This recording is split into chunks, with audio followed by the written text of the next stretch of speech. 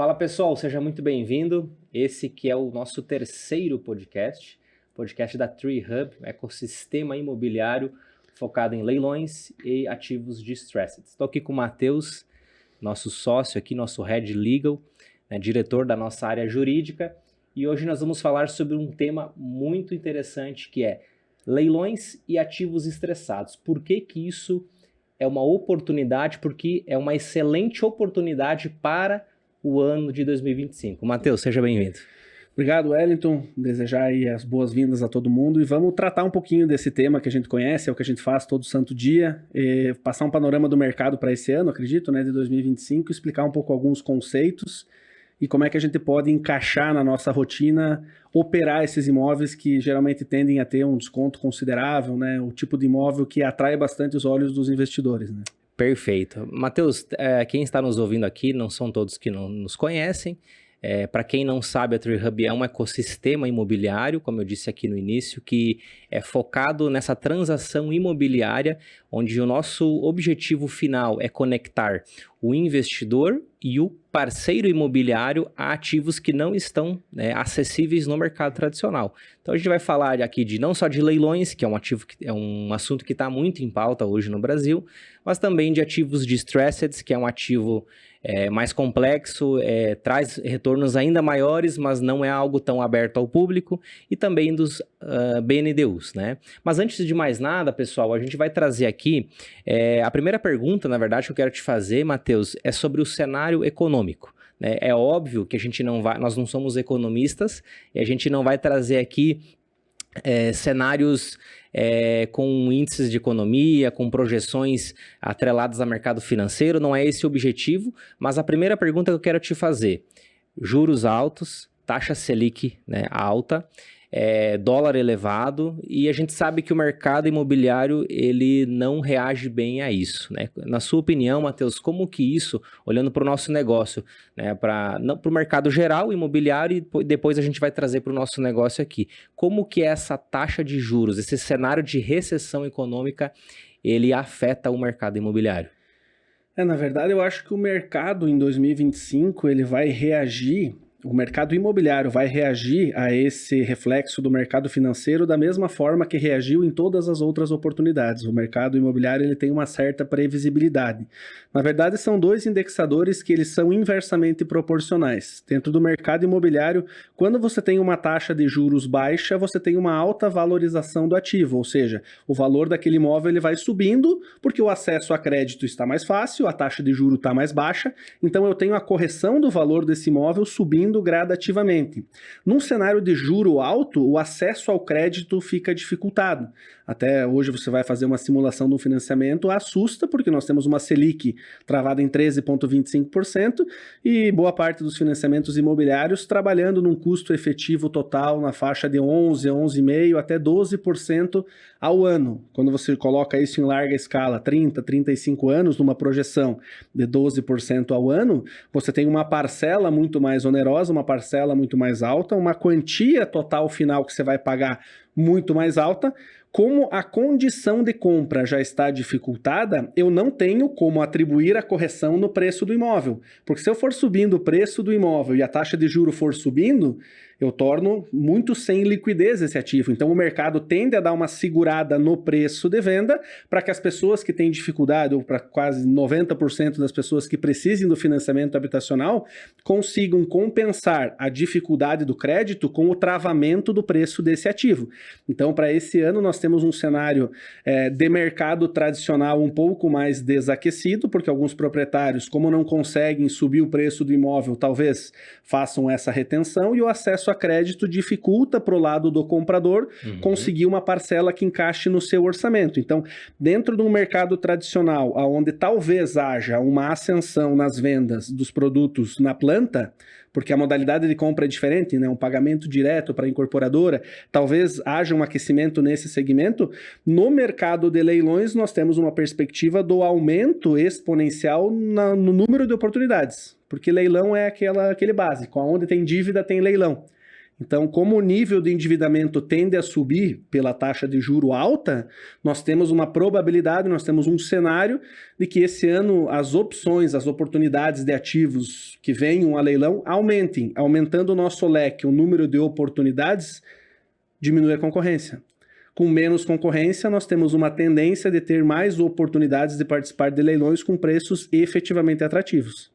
Bacana, Matheus. E então, para quem não entende desse mercado, porque por mais que seja um assunto em alta, a gente vai conversando com novos investidores dia a dia, a gente percebe que pessoas experientes ainda elas não têm um conhecimento. Às vezes pessoas com um grande patrimônio, inclusive, a gente se surpreende que muitas destas pessoas, elas ainda não conhecem o mercado de leilões, conhecem no quesito popular, né? Mas o entendimento sobre como funciona, sobre quais são os reais riscos, mas também as reais oportunidades. Então, a gente vê que pessoas experientes, o mercado ainda não é educado, ainda como deveria ser. Então, o que eu queria te provocar aqui, Matheus, para a gente explicar um pouco para o pessoal que está nos ouvindo aí, dentro do ecossistema da TreeHub. Nós temos aqui, antes da gente falar das oportunidades, antes da gente falar como investidores, como corretores imobiliários, como os parceiros da TreeHub hoje fazem largas comissões aí junto conosco, antes da gente falar dessas oportunidades do mercado. Conceitua para nós aí, Matheus, para as pessoas que estão ouvindo, nós temos hoje 3 principais tipos de negócios que nós operamos no ecossistema. A gente separa em leilões, em BNDUs e ativos estressados, né? O ativo estressado é majoritariamente cessões de dívidas, mas também algumas outras modalidades. Se você puder conceituar um pouco, né, como que esses negócios se originam, né, esse conceito macro vai ser interessante. Acho que vamos passar cada um, né, falar um pouquinho do conceito, do que é e como que se operacionaliza cada uma dessas, né, operações que a gente trata nesses 3 tipos de ativo. Primeiro, que é nosso foco, nossa expertise, onde tudo começou, né, o mercado de leilões. Nós temos os leilões judiciais e leilões extrajudiciais. A grande diferença de leilões judiciais para extrajudiciais, como o nome já diz, é a existência de um processo judicial. Então, no leilão judicial é um ativo que foi pego como garantia, foi pego como penhora para cumprir uma dívida que está sendo cobrada no âmbito judicial, e no leilão extrajudicial, 98% dos leilões são ativos retomados de bancos, da lei da alienação fiduciária, ou seja, comprou um imóvel, fez o financiamento, não pagou, o banco retomou esse imóvel, já está em nome do banco e ele leva a leilão. Qual que é a principal característica dessa compra dos imóveis em leilão? Seja leilão judicial, leilão extrajudicial, você tem um edital. O edital é onde estão todas as regras daquele jogo. Então, quando a gente faz uma aquisição de um imóvel via leilão, seja ele judicial ou extrajudicial, eu não consigo argumentar, eu não posso usar a meu favor o desconhecimento da norma. Isso acontece também com a legislação do país, né? Eu não posso argumentar que eu não sabia que essa lei existia e por isso que eu estou fazendo isso. Então, nós não temos como argumentar que não tinha conhecimento. Eu necessito seguir todo o regramento daquele edital. Então, eu costumo dizer que é uma compra guiada, ou seja, para participar desse certame, dessa disputa, desse leilão, eu preciso aderir às regras que constam do edital. Então, a compra em leilão, seja leilão judicial ou extrajudicial, além de eu seguir exatamente o que consta no edital, eu tenho um dia certo, uma hora certa, uma formalidade certa para seguir para fazer essa compra. Eu sigo todo o regramento, eu sigo o horário pré-estabelecido, o local e eu entro numa disputa aberta. Ou seja, se tem outra pessoa interessada em comprar esse mesmo imóvel, ela pode ir cobrindo o meu lance e nós entramos numa disputa pública para ver quem vai ficar com esse ativo. Então, de característica macro da operação do leilão judicial, do leilão extrajudicial, nós temos isso. Claro, pessoal, é um buraco muito mais embaixo, nós teríamos aqui 5, 6 horas para falar sobre esse assunto, sobre a diferença dos leilões e o trâmite, o que a gente precisa exatamente analisar, mas só para dar um conceito macro, né, Wellington, para o pessoal entender qual que é a grande característica do leilão. Dia certo, hora certa, um regramento específico que eu vou ter que seguir e eu tenho uma disputa pública que eu sei quem está dando um lance, quem está disputando comigo. Até porque no nosso material, Matheus, te interrompendo, claro, são 7 horas de conteúdo, esse material que a gente tem hoje para corretores que querem se capacitar, onde você trata isso no detalhe, são 7 horas de conteúdo, né? Então, como você disse, é um buraco bem mais embaixo. Exato, né? E essas 7 horas de conteúdo que a gente tem, no caso, é para trabalhar o corretor, para deixar o corretor ciente e bem entendido sobre o que ele vai precisar usar na rotina dele. Não é uma especialização jurídica, mas é ensinando o corretor exatamente o que ele precisa saber para poder trabalhar com essa venda consultiva dos imóveis de leilão. Então, o macro do leilão é isso. O que difere o leilão para o BNDU? O que é BNDU? É bens não de uso. Mas como assim não de uso? Ninguém está utilizando? Não. É bens não de uso para o proprietário, no caso, para o banco. Um exemplo clássico de BNDU é o imóvel que foi retomado, né, por um financiamento, percorreu este caminho do leilão, primeira e segunda praça, e não foi vendido. A partir do momento que esse imóvel não foi vendido ou arrematado num leilão, ele entra para o patrimônio do banco. Nós temos a averbação dos leilões negativos, esse imóvel fica 100% de propriedade do banco e ele entra no portfólio do banco como um bem que o banco não utiliza. Diferente de uma agência bancária, por exemplo, que o banco está utilizando aquele bem, por isso tem essa nomenclatura, o bem não de uso. Esse bem não de uso, ele pode ser objeto de uma proposta, ele pode ser, o corretor, o profissional pode fazer uma abordagem para fazer a compra desse bem. E o que diferencia o leilão para uma proposta ou para uma negociação de um BNDU? Nós não temos o regramento, que eu falei antes, nós não temos data certa, hora certa, e nós não temos a disputa pública. É uma negociação direta com o banco proprietário. O grande diferencial são as vias de acesso para conseguir esse produto, né? Os bancos, eles têm uma burocracia que ela é necessária, até mesmo porque se fosse dado acesso para trabalhar esses ativos de maneira aberta para qualquer pessoa, lembrando que o banco não é uma imobiliária, o banco não é um administrador de ativos, o banco é um gestor de crédito. Então, se o banco abrisse amplamente para toda e qualquer pessoa comercializar esses ativos dos BNDUs, os bens não de uso, ficaria difícil fazer o controle dessa situação. O banco não teria gestão, não ia conseguir gerir as propostas que iam chegando. Então, tem todo um processo burocrático para você conseguir se habilitar em cada instituição financeira e ser não chega a ser um representante autorizado, mas ser uma PJ autorizada a fazer proposta nesse tipo de ativo. E esse tipo de ativo não tem nada do que tem no leilão, eu não tenho um edital específico, eu não tenho regras específicas, não tenho um prazo, não tenho ciência de outras propostas que estão sendo apresentadas. Nada mais é que uma negociação direta onde o vendedor desse imóvel é o banco.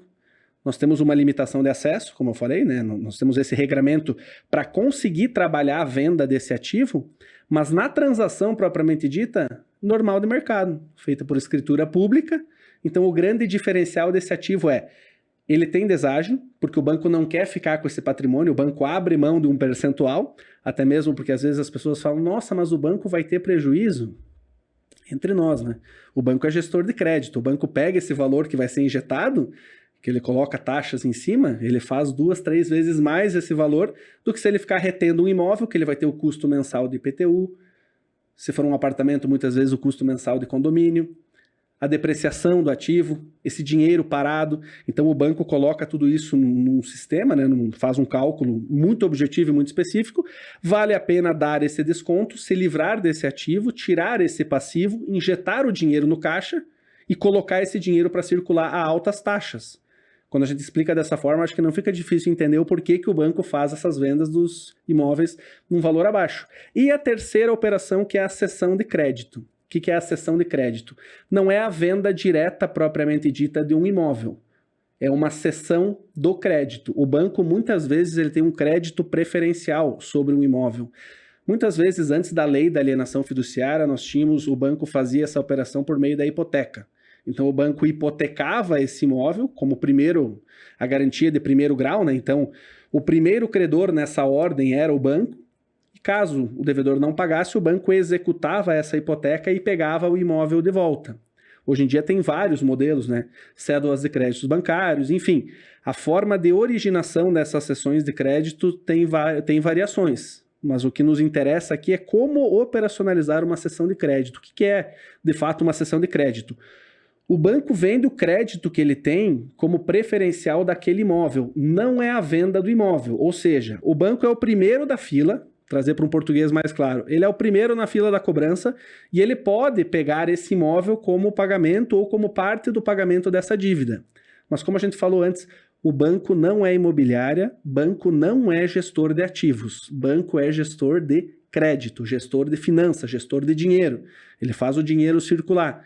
Então, o interesse do banco não é pegar, executar essa preferência, limpar, como a gente chama, esse imóvel, deixar ele livre, desembaraçado, pegar esse imóvel e levar a leilão. Porque isso leva tempo, leva trabalho e leva custo. Então, o que o banco faz? Ele cede, ele vende esse crédito. Ele é o primeiro da fila na execução, né, que pode executar um imóvel. Ele vende esse lugar na fila por um preço muito abaixo do preço de mercado.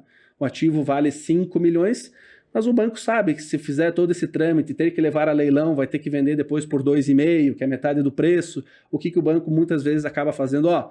Eu vendo o meu lugar na fila para quem quiser limpar esse filé mignon que está todo cheio de rebarba aqui, e eu vendo mais barato. Aí você compra e tem o serviço de limpar e fazer todo o processo de transferência desse imóvel. Então veja que dentro desses 3 tipos de produto, nós temos um leque que pode agradar uma variedade de investidores. O investidor que olha para um potencial de rendimento, muitas vezes, o investidor pode ir para leilão, porque ele sabe que se ele fez o lance e arrematou, o imóvel é dele. Ele não gosta de trabalhar muito com proposta de banco, ficar esperando. Ele gosta de resolução no ato. Então ele pode ser um investidor para leilão. Já o investidor que não gosta de entrar nessa disputa aberta, não gosta de ficar entrando em questão de lance, ele chega, faz a proposta direto para o banco, com desconto, né, considerável. Se o banco aceitar, ele fez um bom negócio. Se o banco não aceitar, ou ele decide se aumenta a proposta ou ele vai para outro imóvel. E nesse terceiro cenário, é o investidor que mira alto percentual de retorno e sabe, eu vou ter trabalho com esse ativo, mas ele vai me dar um lucro maior. Então não tem muito segredo no final do dia, né? Quanto maior o trabalho, maior o caminho que você tem que percorrer para liberar esse imóvel, maior o percentual de desconto, que nada mais é que uma meritocracia do mercado desse tipo de ativo, né? Com certeza. O Matheus, o que a gente vê no mercado é que mesmo investidores experientes, eles, na verdade, eles desconhecem muito essa operação de BNDU, de cessão de dívida, porque a cessão de dívida, ela é uma operação, se a gente for falar grosso modo, que muitas das vezes você está comprando antes do leilão. Então, por exemplo, não em todos os casos, mas há muitos dos casos da cessão de dívida que é uma oportunidade de você comprar antes do próprio leilão acontecer. Então é interessante porque, como o banco quer desfazer do crédito, você compra com uma margem maior ainda do que no leilão e ainda sem a concorrência do leilão, o que é muito interessante. Para o jogo do investidor que quer exclusividade e rentabilidade. A gente sabe que é difícil, né? Você ter um imóvel com alta rentabilidade e exclusivo. Não é um cenário tão comum. Mas para quem está inserido nesse mundo da cessão de dívida, né, desses ativos mais complexos, e na verdade quem trabalha mais isso são fundos de investimentos, no investidor pessoa física não trabalha isso, raramente, né? Então é um ativo que realmente tem uma oportunidade por trás muito grande. E a pergunta que eu queria te fazer, Matheus, é sobre o quão desconhecido ainda é essa modalidade, né? Então, como é que a gente pode vislumbrar para 2025? Vamos pensar aqui no corretor imobiliário e no investidor, né? O investidor mais qualificado, né, acima de 1 milhão, 2 milhões, que é o que a gente mais trabalha aqui na TreeHub, e o parceiro corretor imobiliário, empresa imobiliária, que atua mais também no setor de, vamos lá, imóveis acima de 2, 3 milhões, vamos resumir assim, né? Ativos médio e alto padrão. Isso ainda é desconhecido, né? Tem muito player com potencial aí no mercado. Vamos pensar assim, corretores imobiliários com muitos clientes bons para aproveitar essas oportunidades. Esses corretores não estão inseridos no mercado, não estão aproveitando, porque por desconhecimento, por, como você falou, não ter as vias de acesso. E investidores qualificados que tem 5, 10, 20, 30, 50 milhões em caixa ou mais que isso, e eles não atuam nesse mercado por desconhecimento, por não ter acesso. Então fala um pouco sobre essa questão de ser ainda algo a ser descoberto, né? Como que isso pode ser uma oportunidade para 2025? O fato de não ter acesso ou não ser dado acesso, ele tem uma lógica muito simples por trás, né? São cada degrau de exclusividade. No leilão, como o nome já fala, é um leilão público. Então, inúmeras pessoas têm acesso a esse imóvel, a essa oportunidade. Hoje a questão do conhecimento sobre como funciona um leilão judicial ou extrajudicial está aí disponível, né? As pessoas podem se informar sobre como que funciona, e hoje você colocando um imóvel num agregador desses sites de leilões, né, você consegue encontrar imóveis em vários locais do Brasil, imóveis que estão disponíveis para uma disputa pública. Então, por que a maioria dos investidores acabam tendo acesso somente ao leilão, seja ele judicial ou extrajudicial? Porque essa segunda categoria que a gente sobe um degrau, que são os BNDUs, eles são ativos que o banco já levou a leilão no passado ou foram objetos de dação em pagamento, enfim, teve uma outra operacionalização, mas eles são ativos que não estão publicados, eles são ativos que não estão disponíveis no mercado tradicional. São ativos que já passaram pelo seu caminho, muitas vezes de leilão da alienação fiduciária, e hoje estão no chamado estoque dos bancos. O banco, vez ou outra, vai levar esses imóveis de novo a leilão. Nós temos casos de imóveis que nós acompanhamos, né, várias vezes, eles vão a leilão com uma certa frequência, mas eles não são vendidos. Por quê? Todo imóvel tem um ponto de liquidez. Todo imóvel. Sem exceções. Ah, mas Matheus, você está falando, tem um imóvel lá numa região extremamente perigosa, de uma cidade sem muito potencial no mercado imobiliário. Tudo bem, coloca esse imóvel a R$2.000. Você acha que ele não vai vender? Ele vai vender, é o ponto de liquidez. E muitas vezes o banco leva diversas vezes a leilão o mesmo imóvel, tentando captar esse valor que ele estabeleceu como piso e não consegue. E no leilão público, toda vez que você leva um imóvel a leilão, você tem a burocracia, tem que mandar documentação para o leiloeiro, tem que publicar os editais, tem um custo envolvido, algum departamento do banco fica um tempo excessivo em cima desse leilão para esse imóvel, e quando nós temos o acesso a esse bem para fazer uma proposta direta, eu corto um caminho desse imóvel várias vezes a leilão e ofereço para o banco uma análise muitas vezes palpável, real de mercado. Às vezes o banco, por políticas internas, ele precisa de uma proposta formalizada para conseguir baixar o piso que ele tinha estabelecido. Não raras as vezes, os bancos financiam alguns imóveis pautados, baseados num laudo de avaliação que não condiz com a realidade daquela região. Então você imagina o seguinte, um banco com toda a burocracia envolvida, todos os departamentos que um banco possui, quando chega um laudo de avaliação de um imóvel que leva esse valor muito acima do mercado, o banco precisa de alguma justificativa plausível, palpável, para baixar o valor desse imóvel e vender a um preço que ele efetivamente tenha liquidez. E como o banco nunca recebe proposta direta nesse imóvel, qual que é o formato dele ir testando o mercado? Esse imóvel ele vai a leilão por 2 milhões. Não vendeu. Eu vou fazer um novo leilão por 1.900.000. Ele não vendeu. Eu vou fazer um novo leilão por 1.850.000. Ele não vendeu. E nessa escadinha que o banco vai baixando o preço, cada vez é pagamento de edital, é pagamento de despesas para levar esse imóvel a leilão, é os custos operacionais que o banco tem. Quando eu chego, num exemplo como esse, um imóvel pré-fixado com um valor mínimo de venda para 2 milhões, e ofereço na base de 1,5 milhão, que é o desejo do meu investidor, eu abro os olhos do banco para, o laudo de avaliação que nós estamos tomando por base aparenta estar desconexo com o mercado. Por quê? Além dessa proposta ter vindo na faixa de 1,5 milhão, eu já tentei vender ele por 2, não vendi. Tentei vender ele por 1.900, não vendi. Tentei vender por 1.850 e não vendi. Então a soma desses fatores vai consolidando para o banco que o preço pedido está acima do preço de mercado. E por que esses imóveis, propriamente dito, não têm todo esse acesso ao grande público? O banco não tem um departamento gigante operacional para fazer a saída desses ativos retomados.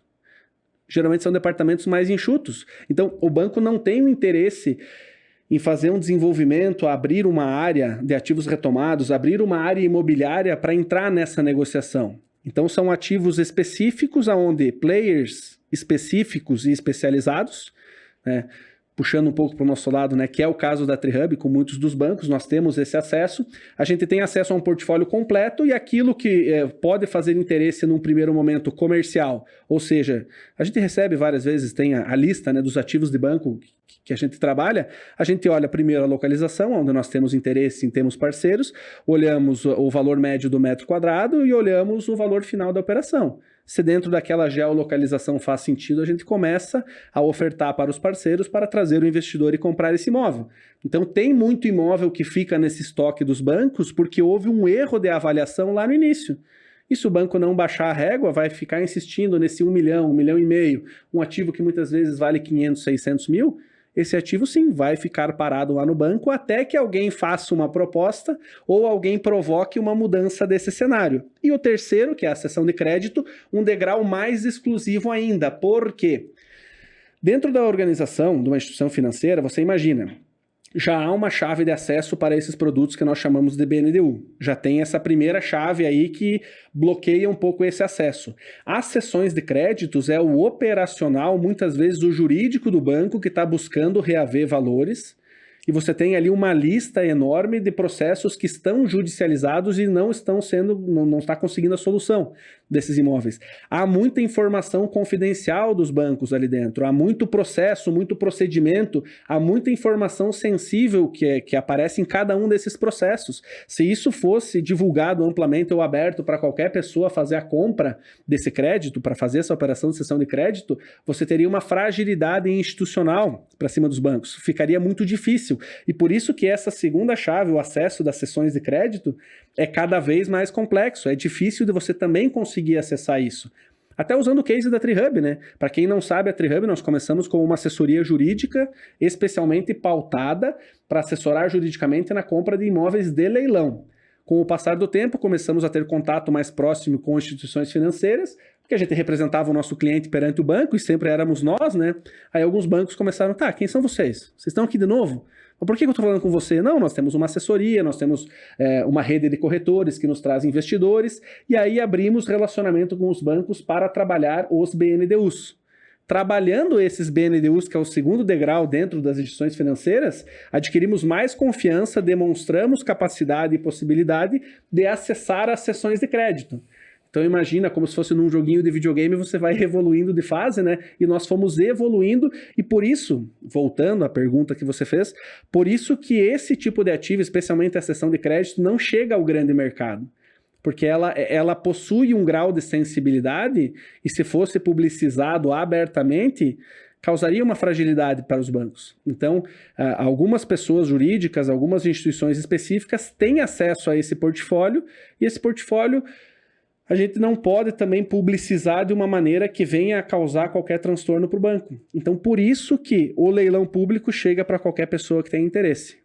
O BNDU já não está tão aberto assim. São pessoas jurídicas, empresas, players específicos que conseguem trabalhar. E a cessão de crédito dentro da linha de produtos que nós trabalhamos é o último degrau. Se a gente fosse resumir isso, né, que o Matheus trouxe tecnicamente tão bem aqui, resumir isso de uma forma muito prática, a TreeHub trabalha com basicamente 3 frentes de produtos, né, Matheus, que trazem 3 formatos diferentes de grandes oportunidades. Eu tenho o leilão, que por mais que se fale em concorrência, nós aqui a gente arremata a todo momento, aí muitas das vezes sem concorrência, porque o mercado é muito grande. Então, mesmo se falando em concorrência, a gente ainda tem feito excelentes negócios em leilão. O segundo ponto, o BNDU, a gente pode falar em um imóvel depois do leilão. E a cessão de crédito a gente pode falar como um imóvel antes do leilão. A gente trabalha nas 3 frentes. Leilão, antes do leilão e depois do leilão. Então, o leilão ele é um fato originador porque ele é um mecanismo jurídico para se executar uma dívida. Mas então, o que a gente faz aqui na TreeHub? A gente cerca todos os formatos possíveis para que a gente não perca negócios, né? Então, eu consigo servir todos os tipos de investidores, todos os tipos de parceiros interessados, porque tem investidor que não tem perfil para comprar em leilão. Como você falou agora há pouco, tem investidor que ele gosta do leilão, ele quer saber do leilão. E tem investidor que nunca ele vai ter um perfil para comprar uma cessão de dívida, que a gente tem que triangular um acordo entre o banco e o devedor, né? Tem investidor que não vai fazer isso, né? Então, o que a gente pode resumir? Que tanto o corretor quanto o investidor, ele pode surfar aí em 3 grandes verticais, né, junto com a TreeHub, ou, enfim, por conta própria, nesse mercado de ativos estressados, né? E uma pergunta bem pertinente para isso, Matheus, agora é: como que o corretor imobiliário, vamos falar do corretor aqui que é o nosso parceiro. Hoje a TreeHub tem parceiros corretores, o perfil que mais está presente aqui são os corretores de alto padrão e os corretores que trabalham com os grandes ativos comerciais, né? Terrenos, ativos mais comerciais. Nós temos hoje parceiros em 10 estados do país que atuam ativamente no nosso ecossistema. Então, isso permite com que a gente tenha capilaridade e a gente venda em 10 estados do país. Fala para o corretor, Matheus, que está nos ouvindo, como que ele pode começar nesse mercado, né? Qual que é o perfil que ele tem que ter, qual que é a postura que ele tem que ter, qual é o tipo de cliente que ele vai precisar captar. Depois a gente vai falar sobre como atrair esses clientes, mas fala um pouco como que o corretor imobiliário, ou a imobiliária, ou a empresa de intermediação de negócios, ela pode começar nesse mercado que é muito grande, é gigantesco, e em 2025 vai crescer ainda mais. Eu acho que o principal formato, a principal abordagem, o que pode ser utilizado por esse corretor para entrar nesse mercado é uma simples leitura. Hoje, conversando com a maioria dos corretores, nós temos um excesso de corretores no mercado, né? Isso o próprio Cofesse, né, já fez alguns estudos, alguns números, levantamentos. A gente sabe que hoje tem muitos corretores habilitados, mas o número de corretores efetivos ele é mais baixo, né? A gente usa a expressão corretor de segunda profissão, né? Hoje tem muito corretor que, na verdade, ele é advogado, ele é contador, ele tem uma outra engenheiro, ele tem uma outra profissão e ele acaba sendo corretor. Mas para o corretor, o principal chamariz ou o principal motivo para começar a trabalhar esse tipo de ativo são 3 pilares. Não é porque é TreeHub que eu vou usar 3 pilares, mas é porque são 3 pilares. São ativos que é a possibilidade de trabalhar ativos que não estão no mercado, ou seja, você vai ter uma dada, abre aspas, exclusividade de portfólio, isso comparando com os seus pares, né, com outros corretores. Você tem produtos que 98% dos corretores não têm no portfólio, você tem produtos com desconto do preço de mercado. Então, se eu já tenho um mercado saturado de corretores, isso gera uma concorrência, então eu tenho muitos corretores trabalhando nos mesmos imóveis, nos mesmos ativos. Então, se eu tiro um pouco dessa concorrência de produto, tendo produtos com exclusividade, e esses produtos, eles possuem um deságio atrelado ao preço real de mercado, o meu terceiro pilar que fecha com chave de ouro, segurança jurídica.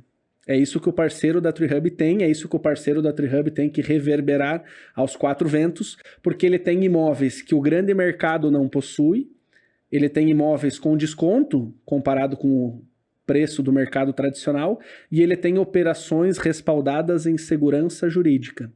Porque hoje, quando você oferece para um investidor qualquer ativo que seja, estou falando de terreno, um complexo logístico, um apartamento, uma casa, quando eu ofereço uma operação para ele com um grande desconto comparado ao mercado tradicional, a primeira pergunta que qualquer investidor vai fazer, tá, mas como que funciona? É seguro isso aí? Porque, cara, quando eu vendo o deságio, é muito fácil. Eu vou atrair esse investidor. Tem a possibilidade desse imóvel aqui de 2 milhões a gente fazer uma compra por 1.300.000. Não tem investidor que não vai erguer a mão e falar, cara, isso aqui me interessa. Mas como é que funciona?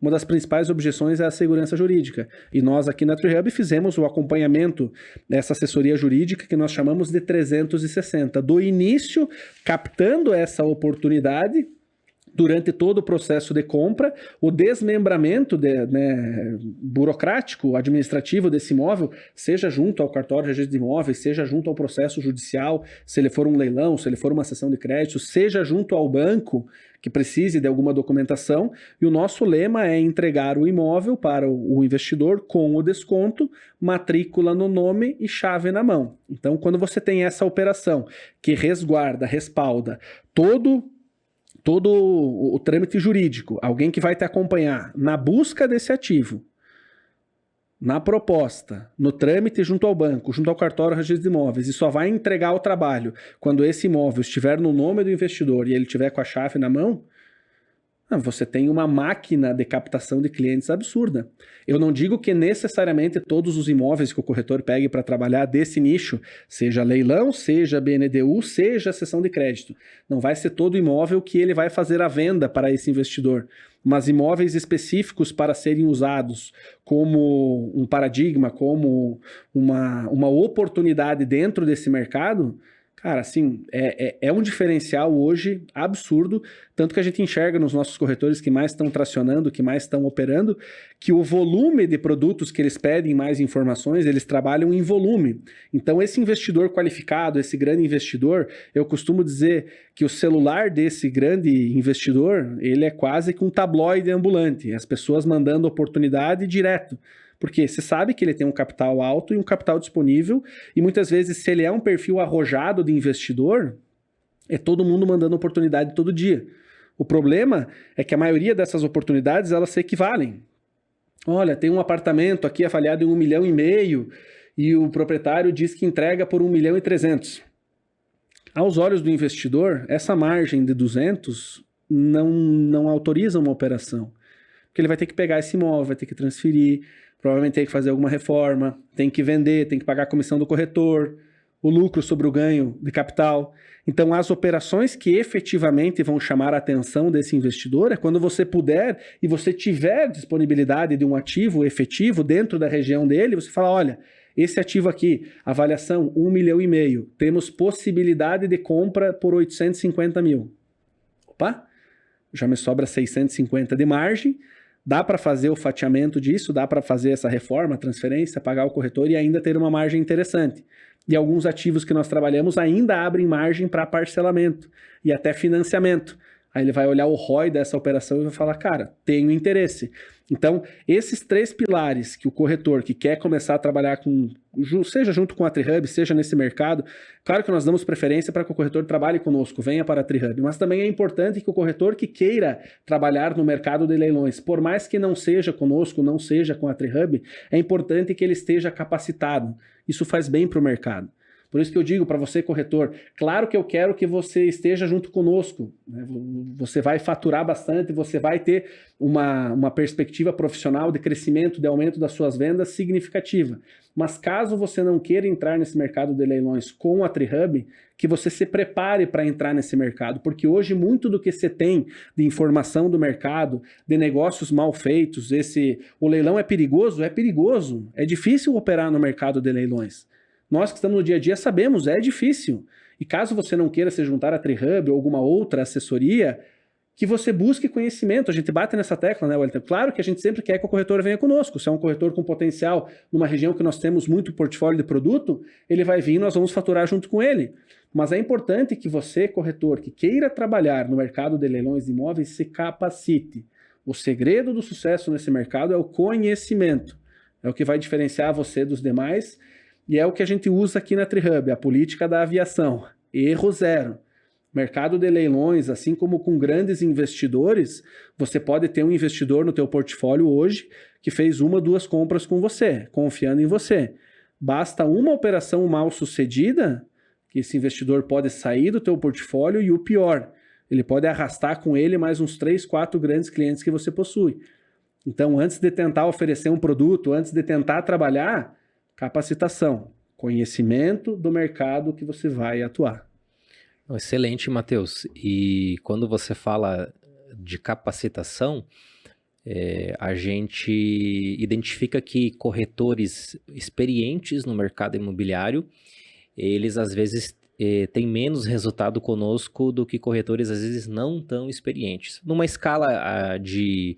Vamos usar o termo grandeza, na falta de outro termo, de quão grande o corretor é, quão sucesso ele tem no mercado imobiliário tradicional, às vezes a gente percebe que esse fator ele fica desproporcional no nosso mercado. Às vezes uma grande imobiliária não consegue performar, às vezes um corretor autônomo, como já tivemos vários casos ano passado, aí faz 150, 200, 250 mil reais em um único negócio com a gente aqui, porque ele decidiu se capacitar, decidiu estudar um pouco mais, decidiu entender o mínimo. entender o mínimo que é procedimento. Então, eu queria que você falasse aqui, Matheus, nós temos aqui na TreeHub diversos corretores que já fizeram mais de 150, mais de 200 mil reais em um único negócio.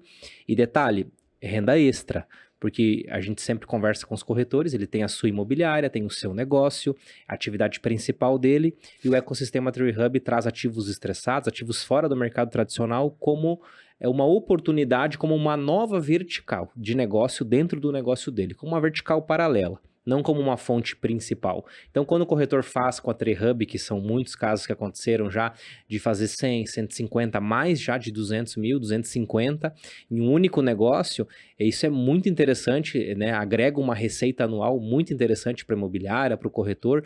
Então, eu queria que você falasse qual que é a grande diferença, de forma muito prática, entre o corretor, a gente está falando aqui do corretor, ainda não falamos do investidor, qual que é a grande diferença entre o corretor que prospera, que fazem várias vendas com a TreeHub, que fazem aí 6 dígitos anuais de comissão, e o corretor que ele é bom no mercado dele, mas ele não traciona de jeito nenhum, ele não consegue ver, o produto está na mão dele, mas ele não consegue tracionar, é algo até curioso. Se você puder citar um pouco essas diferenças, é bem interessante. É o corretor que tem abertura.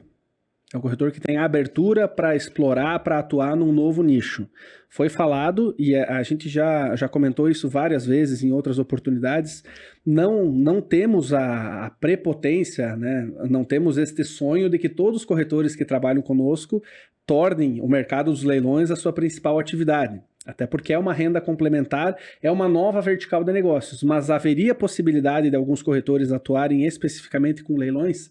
Sim, mas é difícil, é uma questão cultural, a gente tem que mudar muita coisa. Então, nesse primeiro momento, só do corretor ter a abertura para ir atrás de capacitação, entender do mercado e ter um certo grau de humildade, de entender um novo nicho, ele já sai na frente, porque o que acontece nós temos casos de corretores mais experientes, onde foi tentado, né, passar toda a questão técnica, teórica, específica do mercado de leilões, mas acaba tendo um entrave, porque justamente esse corretor já atua há 20, 25 anos no mercado imobiliário tradicional.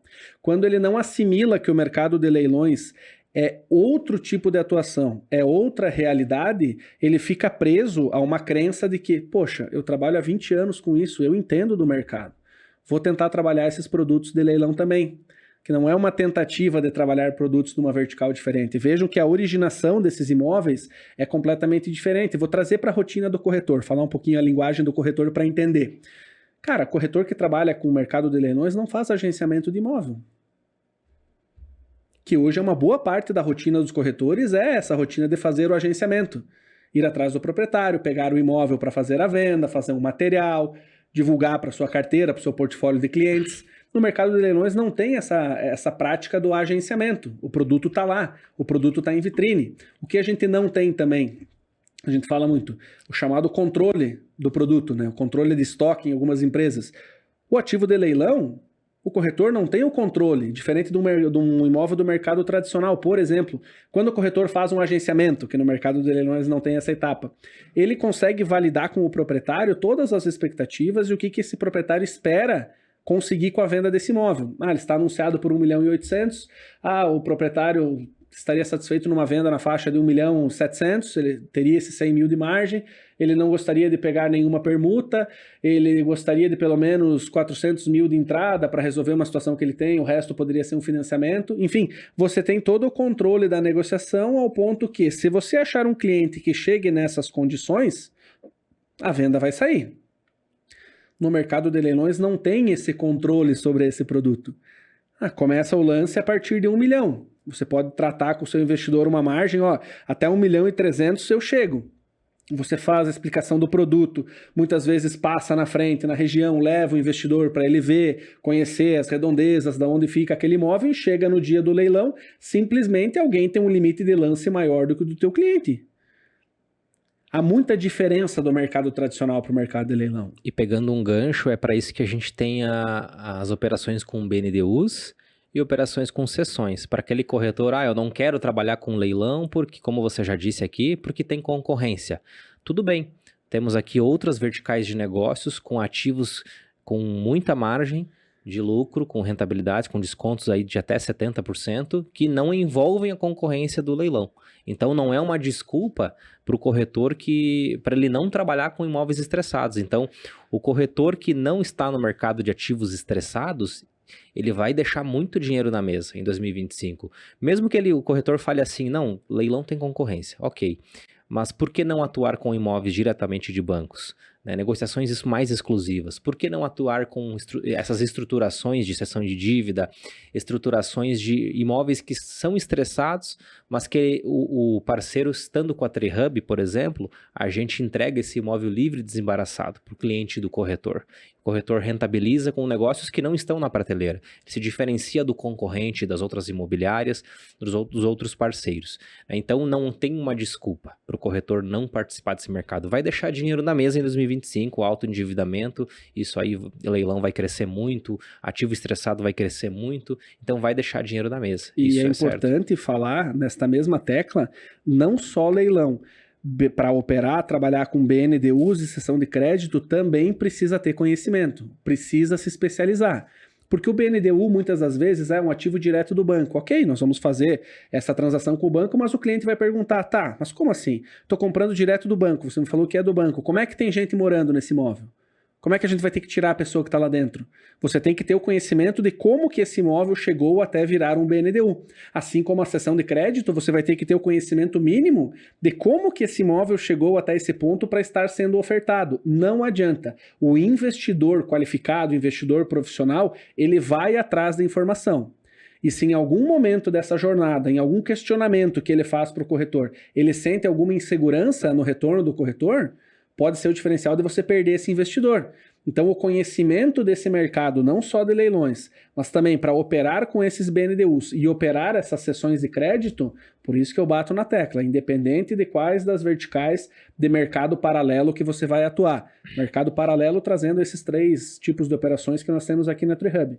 O corretor precisa estar capacitado. O mercado vai filtrando cada vez mais o corretor, independente do segmento, né? O profissional que vai constantemente se capacitando, especialmente num mercado imobiliário onde as cifras envolvidas, os investimentos são grandes. Muitas vezes, quando você tem um profissional que não trabalha no imobiliário, trabalha em outro segmento, o corretor, ele não deixa de ser um vendedor. Quando você tem outro vendedor em outro segmento que demonstra uma certa fraqueza ou um desconhecimento, ele já gera uma fragilidade na relação com o investidor. Em se tratando do imobiliário, como são investimentos altos, não tem que deixar margem para essa desconfiança por parte do investidor. Então, o corretor tem que se capacitar, conhecer todas as etapas do processo para, se for questionado pelo investidor, ele ter a resposta. E se for uma resposta extremamente técnica de parte jurídica de uma cessão de crédito, ele tem que entender o contexto, mas não se exige do corretor que tenha todo o conhecimento jurídico. Mas se chegou nesta linha de questionamento altamente jurídico, o nosso corretor parceiro já tem o gatilho, já tem o indicativo para trazer esse investidor para uma reunião conosco. E aí sim, todas as dúvidas jurídicas são sanadas e a gente prossegue com esse investidor para fazer essa compra. Matheus, dá um exemplo rápido para nós aí de um imóvel que a TreeHub arrematou em parceria. Nós temos aqui vários cases. Nós temos um que a gente conectou todas as partes, parte credora, parte devedora, a gente comprou com 60% de desconto, né? Teve o caso de um galpão também. Então, comenta um exemplo, não só para o corretor, mas também para o investidor que está nos ouvindo, um exemplo de operação de como que a gente negociou isso e por que é interessante, porque esse é o caso que eu estou citando sem concorrência, por exemplo, né? É só um detalhe, quando você pede para um advogado falar algo rápido, você sabe que provavelmente não vai vir, né? Mas sim, vamos lá, mais do que um. Vou dar 2 exemplos de 2 operações distintas, uma ainda está em andamento e a outra já se concluiu. Nós fizemos uma operação de compra de um centro de distribuição aqui no estado de Santa Catarina, onde a avaliação do imóvel estava em 18 milhões de reais. Esse imóvel ele tinha ido a leilão algumas vezes por esse preço base, R$18 milhões, e com um desconto concedido dentro do processo. Era uma ação trabalhista que envolvia o sindicato da categoria. Então, é uma ação trabalhista que tinha um poder de barganha sobre a decisão do juiz com relação ao desconto diferente do mercado. Isso é uma leitura técnica que nós fizemos e por isso enxergamos essa possibilidade. Nós conseguimos fechar esta compra judicial diretamente no processo, sem a intervenção, né? Houve a participação do leiloeiro porque o imóvel tinha sido pouco tempo atrás levado a leilão. E nós, como sempre, para prestigiar o trabalho do leiloeiro, até porque o leiloeiro fez todo o trabalho de divulgação e esse imóvel, dado momento, chegou até o nosso conhecimento pelo trabalho do leiloeiro. Então, até um ponto importante para a gente ressaltar aqui, imóveis que são levados a leilão pelo leiloeiro, em que pese muitas vezes tem a possibilidade de a gente fazer um movimento direto junto ao banco, junto ao juiz. Quando o trabalho é feito, justiça seja feita, tem que haver a remuneração. Nesse caso específico, teve a intermediação e a participação também do leiloeiro, mas nós conseguimos fazer a aquisição desse ativo por R$7 milhões, ou seja, abaixo dos 50%. Por quê? Processo trabalhista, o polo ativo era o sindicato, e nós sentamos para negociar com o credor, ou seja, com o advogado do sindicato, com o representante jurídico do sindicato, com o advogado representante jurídico do devedor, da empresa devedora, e com a assessoria do juiz intermédio do leiloeiro. Então veja que foi uma compra extremamente estruturada. Fora de leilão, diretamente no processo judicial, com mais de 50% de desconto, mas só do resumo que eu dei aqui, acho que deu para entender um pouco da complexidade da operação. A gente simplesmente juntou um comprador, um leiloeiro, o credor do processo, o devedor do processo e o juiz. A gente articulou essa compra homologada judicialmente. Hoje o nosso cliente já tomou posse, já está terminando o processo de transferência desse ativo e foi uma das compras que a gente fez. Uma outra operação que nós temos agora em andamento, e eu tenho que ser justo e falar, nós ainda não sabemos se vamos conseguir efetuar a compra ou não, mas é um movimento que foi feito. Num processo judicial, o imóvel já tinha ido a leilão 3 vezes, um corretor parceiro nosso viu esse imóvel e nos disse, olha, esse imóvel está com preço fora de mercado. Essa avaliação desse processo aqui está errada e nesse valor não vai vender nunca. E aí, como eu sempre gosto de fazer a provocação para o parceiro, não, então tá bom. Se você diz que está fora do preço de mercado, me traz uma proposta dentro do preço de mercado que a gente trabalha. E aí, né, só para eu me colocar no meu devido lugar, ele trouxe a proposta. Quando ele trouxe a proposta, o que é que a gente fez?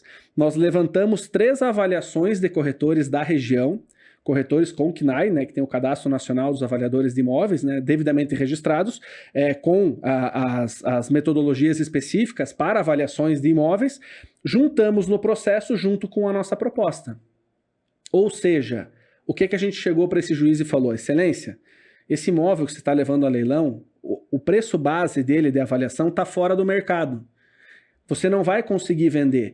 Tanto é que você já tentou vender por 3 vezes e não teve nenhum habilitado nos leilões que ocorreram. Ninguém demonstrou o mínimo interesse. Eu tenho um cliente que compra, só que ele compra abaixo desses 50% dessa avaliação aqui, só porque essa avaliação está errada.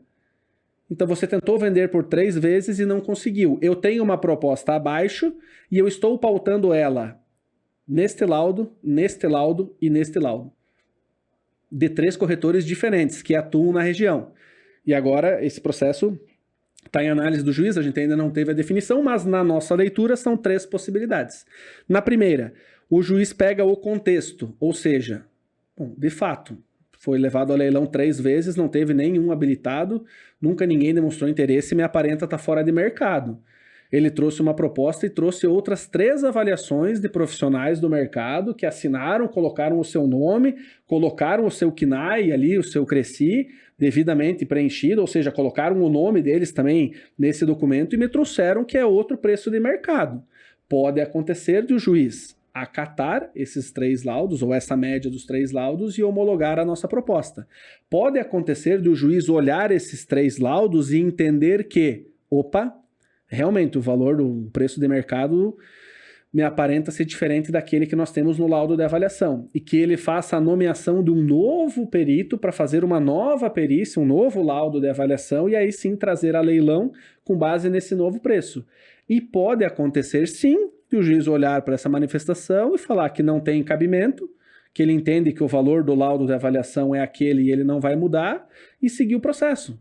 Então tem a possibilidade de toda essa arquitetura jurídica, todo esse estudo, levantamento, trabalho que nós fizemos, não converter numa compra. Mas o que é o mais importante de tudo isso? O nosso corretor, parceiro, e o nosso investidor tem ciência absoluta de todas essas etapas e dessas possibilidades. Expectativa é a alma do negócio. Se você alinhar as expectativas com o investidor, cara, você tem o completo domínio da situação. Nesse caso, nós estamos 100% na mão da decisão judicial. Mas perante o cliente, eu não tenho esse risco de frustração de expectativa, porque foi devidamente alinhada com o investidor. Então, trouxe aqui, como você pediu para ser rápido, eu levei acho que só 30 minutos, né? Mas 2 cases que a gente usou aqui, um que a gente efetivou e outro que a gente tem em andamento, que são operações distintas dessas 3 verticais que nós temos, que é o leilão, o BNDU e as cessões de créditos. Então, assim, essas possibilidades também aparecem, essas possibilidades também surgem, mas só para quem abre a cabeça e para quem se dedica a esse novo mercado paralelo que está cheio de oportunidades que o mercado tradicional não consegue nos trazer. Excelente, Matheus. Para a gente caminhar para o fim, antes disso, é legal citar que muitas das operações que exigem uma triangulação, exige uma estruturação, muitas delas, a maioria hoje que são realizadas no ecossistema TreeHub são com bancos, né? Muitas delas não são judiciais. Então, o corretor que tem bastante investidor, que ele tem o objetivo de comprar com margem, mas não é tão arrojado assim, essa opção de compra com o banco é muito interessante. Traz margem e traz segurança. Propriamente o investidor que quer investir e quer comprar imóveis com margem e com segurança, também é interessante para ele essa operação com bancos.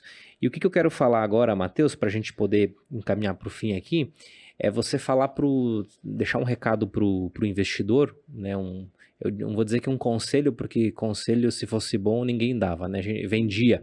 Mas uma forma que você enxerga esse mercado para 2025, né? Como você acha o que você acha que ele deveria olhar, né? Que ele deveria dar a sua atenção, seja um investidor um pouco mais iniciante, um investidor mais seriado, o que ele pode olhar para esse mercado para 2025 e como que a TreeHub pode ajudar ele, né, se ele tiver interesse em investir com a TreeHub, e o corretor imobiliário, né, se você puder falar um pouco também, deixar um recado final também, um convite, né, para ele entrar nesse mercado, por que ele deve entrar, né, nesse mercado em 2025, por que é uma mina de ouro para ele nesse ano, que é um ano de recessão econômica, pelo menos macroeconomicamente falando, né, e também tem a questão da nossa formação profissional hoje que a gente oferece para o corretor, que, como você disse, sem capacitação ele não vai performar. Então comenta um pouco sobre, né, os caminhos que o investidor pode seguir, né, como a TreeHub pode ajudar ele,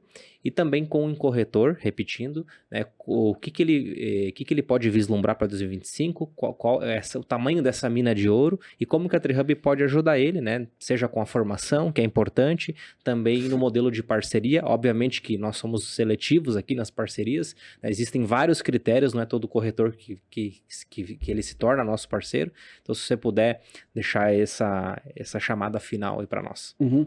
Para o investidor que está olhando 2025 como um mercado da renda fixa extremamente atrativo, lembre-se que os bancos também acham a renda fixa alta extremamente atrativa, porque eles conseguem fazer operações e fazer empréstimos, fazer várias transações com a taxa cada vez mais alta, porque se a renda fixa está alta, o banco vai poder subir a taxa dele. E o banco podendo subir a taxa e fazer render mais ainda um valor que ele consiga capitalizar, nós temos um ano com boas oportunidades e aberturas para tratar imóveis diretamente de bancos. Essa lógica, muitas vezes, o pessoal acaba passando batido, porque o investidor acaba olhando para a renda fixa. A renda fixa está muito atrativa para o investidor, mas lembre-se que a renda fixa alta também está muito atrativa para o banco. Então, toda e qualquer operação, proposta que eu fizer para o banco que traga um montante de capital considerável, isso impacta no deságio que o banco vai dar em cima daquele ativo, porque o banco também vai tracionar muito acima do mercado tradicional. Então fica essa análise, essa leitura que muitas vezes passa ao largo, né? O investidor olha para a sua visão de mercado, ou seja, nossa, a renda fixa está muito alta, eu não vou fazer nenhuma operação no mercado imobiliário porque não compensa. O banco faz a mesma análise já pensando do outro lado. Compensa dar um deságio significativo, porque eu vou fazer operações a curto, médio, longo prazo com uma taxa alta e a minha rentabilidade em cima desse dinheiro que vai entrar vai ser muito maior do que o deságio que eu vou conceder. Então, para o investidor fica essa provocação, né, essa leitura de mercado pelo lado dos bancos. Para o corretor, olhando para 2025, o mercado de leilões tende a ter muita oportunidade porque onde tem dívida tem leilão. Então o nível de endividamento hoje do brasileiro está altíssimo, taxas de juro fixas altíssimas, tende esse ano a ser um mercado mais movimentado e com mais opções de imóveis em leilão do que foi ano passado, que já teve uma crescente grande, de 23 para 24, e temos uma tendência de 25 ser um mercado de leilão ainda maior. Ah, mas como foi falado, o próprio Wellington disse, nem todo investidor tem o perfil para leilão. Lembre-se da escadinha. Nós temos o leilão, nós temos o BNDU e nós temos as cessões de crédito. E nós temos também as outras possibilidades que nós falamos das compras diretas. Então, para o corretor, 2025 tende a ser um mercado, no mercado de leilões de imóveis, com uma demanda muito alta. Então, quando eu tenho, com uma oferta muito alta, eu tendo a ter muitos produtos indo a leilão. Aumentando o volume, o número de produtos indo a leilão, eu tenho uma diminuição da concorrência. Diminuindo a concorrência, eu tenho maior possibilidade de comprar ativos pelo preço mínimo que ele vem a leilão. E eu tenho mais margem de desconto. E aí isso impacta naquele discurso que eu falei para o investidor. Com mais margem de desconto, ainda assim se torna vantajoso, lucrativo e interessante investir no mercado imobiliário por intermédio de leilões ou compra direta do que o mercado de renda fixa. E mais, dentro do mercado de leilões, para o corretor que não tem esse conhecimento ou não sabe, alguns imóveis vêm a leilão com possibilidade de financiamento com 5% de entrada. Hoje, um grande entrave do mercado imobiliário são os percentuais mínimos de entrada para fazer operações mediante financiamento. Olha o cenário. Juro alto. Entrada tem que ser alta. Financiamento de 80% de um imóvel de 1 milhão são 800 mil. Numa taxa de 12% ao mês, a parcela mínima vai ficar em 9.200. Veja como é oneroso para comprar esse imóvel. O que tornaria esse imóvel talvez mais atrativo? Uma entrada um pouco menor. Então, uma entrada ao invés de 20% ser 5%, você tem a possibilidade de, o valor que você daria de entrada, você segura para ser um reforço das suas parcelas. Então, ao invés de arcar todo mês, eu vou dar 200 de entrada e vou puxar 9 todo mês, nesse cenário que eu usei, cara, você coloca 50 de entrada, e esses 150 você usa para ir reforçando esses aportes, né? E cada vez mais você ter um controle da sua parcela. Então, o cenário para os investidores, ele é promissor. Não fique olhando que está bom para a sua renda fixa. Pense que para o banco a renda fixa também está bom e trabalhe com o peso do dinheiro ao seu favor. E para o corretor, tem a possibilidade de um mercado que vai aumentar muito o número de oferta. E desde que você tenha a capacitação, e puxando um pouco para o nosso lado também, a parceria correta, você vai ter um portfólio de produtos para atrair cada vez mais investidores e fazer uma renda recorrente. E quando eu falo em renda recorrente, são duas frentes. Primeira frente de renda recorrente. O investidor que comprou com um corretor, Wellington, um imóvel avaliado em 1 milhão, ele comprou por preço final 600 mil reais. Quando ele precisar fazer um investimento de novo, ele vai olhar para quem? Ele vai chamar quem? Esse corretor que trouxe a oportunidade. Esse é o primeiro ponto. Segundo ponto, esse investidor comprou o imóvel de 1 milhão, gastou 600 no total. Ele vai querer vender por 920, 930 para dar liquidez a esse imóvel. Quem você acha que vai ser o corretor que ele vai chamar para vender esse imóvel? O corretor que trouxe a oportunidade. Então, 2025, em que pese o cenário econômico financeiro como um todo aparente ser um tanto quanto temerário dentro do mercado de leilões, a gente vê uma perspectiva muito boa para esse ano que está começando. Excelente, muito bom. Queria, antes de te agradecer, Matheus, eu queria deixar o convite para você que é corretor imobiliário, você que atua no segmento de alto padrão, você que é um intermediador de negócios. O Matheus falou aqui sobre todas as verticais que a TreeHub trabalha, e a TreeHub tem uma formação que a gente chama de fator 6 dígitos, onde a gente ensina o corretor de médio e de alto padrão a faturar pelo menos 6 dígitos de comissão ou em um único negócio ou dentro de uma vigência anual, né, intermediando negócios aqui com a TreeHub, sem precisar necessariamente ser um advogado. Então, deixamos aqui esse ponto porque a capacitação, por mais bom corretor que você seja, a capacitação ela vai te diferenciar a atuar com essa vertical específica de ativos. Então, fica aqui o convite, corretor que queira se capacitar. O curso Fator 6 Dígitos é uma formação profissional, é a única formação do Brasil de imóveis de leilão que foi feita 100% para corretores imobiliários. Compreende o dia a dia do corretor, as dores e os desafios do corretor, e a gente compacta isso em um conhecimento, toda a nossa expertise jurídica para fazer o corretor, de fato, fazer dinheiro com o mercado de leilões e de ativos estressados. Matheus, muito obrigado pela participação, pela sua contribuição. Queria agradecer você que nos acompanhou aqui. E para continuar acompanhando nossos conteúdos, nos siga no Instagram, @TreeHubCapital, acompanhe os nossos canais e a gente vai a todo momento trazer novos conteúdos para você. Muito obrigado.